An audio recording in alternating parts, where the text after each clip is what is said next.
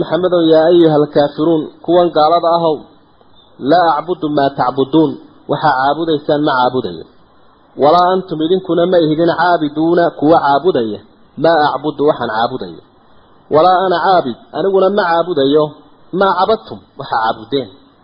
ولا أنتم إذن كنا متهدين عابدون كوا عابدية ما إله أعبد أنا عابدية لكم دينكم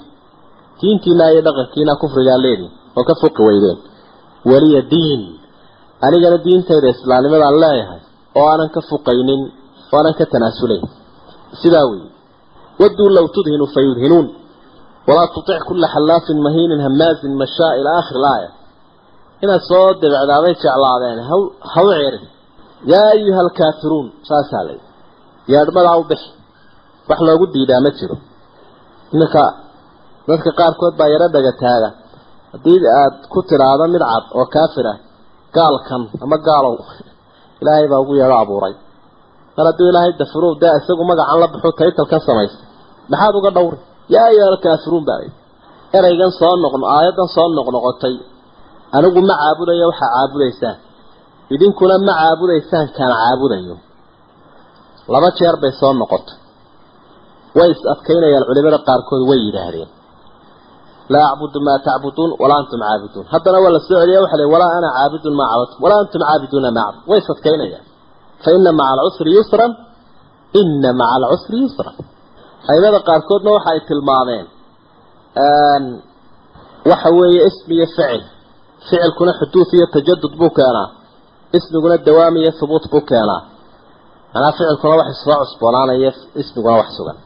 marka macnaheedu waxa weeye la a'budu ma ta'buduna ma aabudayo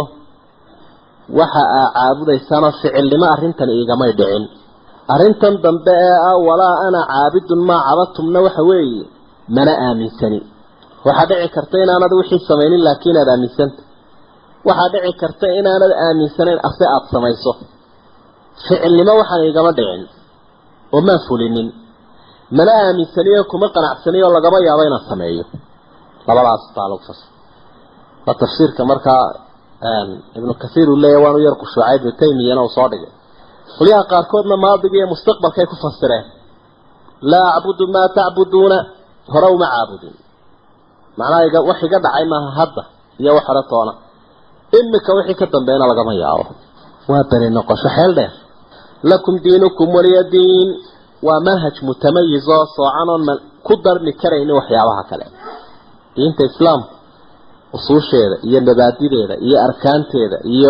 وحيدا دموع عده وحكى لكم مدر نكر التلفيق شيء كلا إسكما قربين كرا تاسو مرتين إلى هاي واحدة